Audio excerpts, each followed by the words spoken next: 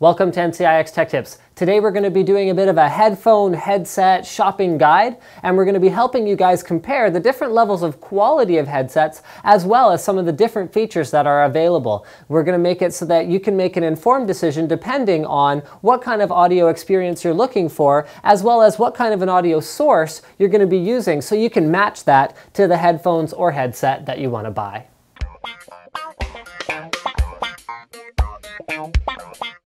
Now, for the rest of this video, I'm going to be saying headsets and headphones interchangeably, but there is a critical difference. Headsets have a microphone, headphones do not. So bear that in mind, guys.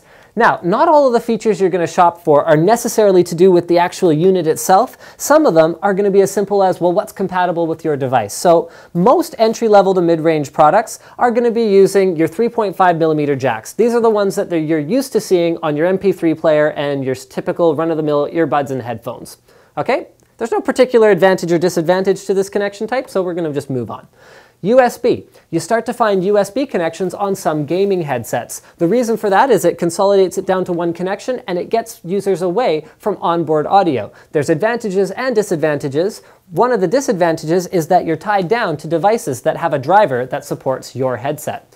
On most mid-range to high-end audio products, especially headphones, not necessarily headsets, you start running into these bad boys. These are 6.3mm jacks. The advantage is that they form a more solid connection with the device that you are using to power said headphones or headset. The disadvantage is a narrower range of compatibility. Now bear in mind that 6.3mm can be adapted to 3.5mm and the other way around, but especially when you take a 6.3 and adapt it down to a 3.5, you might find you'll have clearance issues with some devices because of the bulkier connector.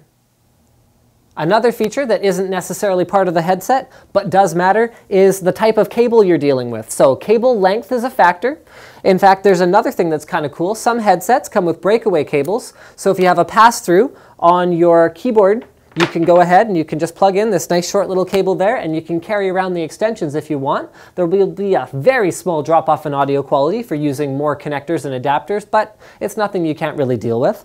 Another thing that's cool that a lot of headsets have is an inline volume control, and most of them also have a microphone mute switch. So this can be very handy if you gotta be like, "Yeah, I'm coming, Mom!" and you don't want to yell at all of your teammates at the same time. Another thing that factors into the cable is the overall quality of the cable. Many mid-range to high-end headsets are coming with nice braiding over top of the cable. This makes it less likely to snag on things and also less likely to be damaged by curious pets. When it comes to sound quality, whether it's the headphones or the mic, you pretty much have to pay to play. However, forking out a bunch of money, you can still end up with an unsatisfying experience. There's two major kinds of headphones, open and closed. Open has the advantage of delivering usually better bass and a more natural listening experience. It's more like listening to speakers, but it has the disadvantage of disturbing the others around you if you have the noise turned up, particularly late at night, and also allowing ambient noise in, so it can be less immersive when you're watching a movie, playing a game, or listening to music. Closed headphones, on the other hand, don't really deliver as great a bass experience, but they can be great for isolating noises in the mids and the highs, particularly things like footsteps, and especially if you have active noise cancelling, they are great for isolating the ambient noise around you and are less disruptive to others, even if you turn them up loud late at night.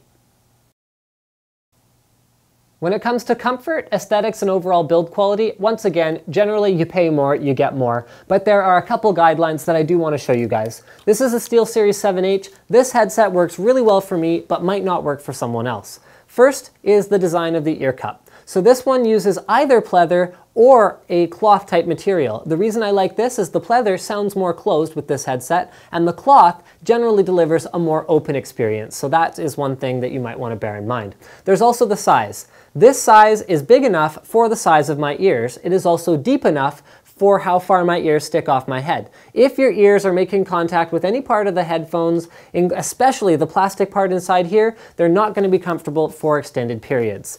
There's also the matter of the headband. So does the size fit you? Is the foam up here comfortable enough? Some higher end headsets even than these use memory foam, and that can be a very, very good thing as well for extended usage periods.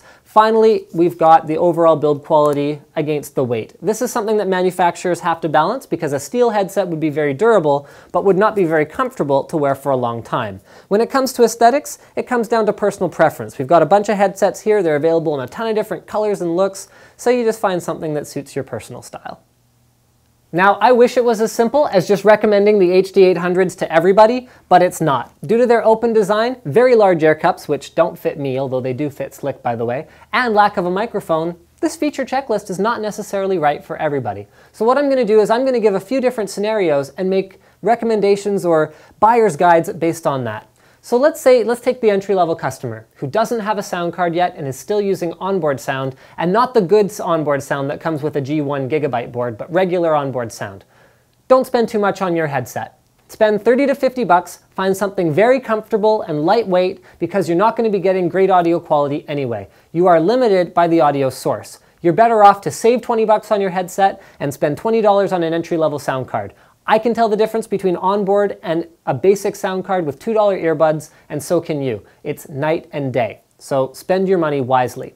Now let's talk the customer who's already got a decent sound card and is looking for the next level. You're probably going to be spending $50 to $80 on a headset, and you're going to be looking for more than just basic comfort and decent build quality. You're going to be looking for bigger drivers, that is bigger speakers inside the earphones, as well as more features. You want your inline audio switches, you want maybe a USB input, although personally I don't really recommend them because I'd much rather have a dedicated sound card than a USB sound card built into the headset.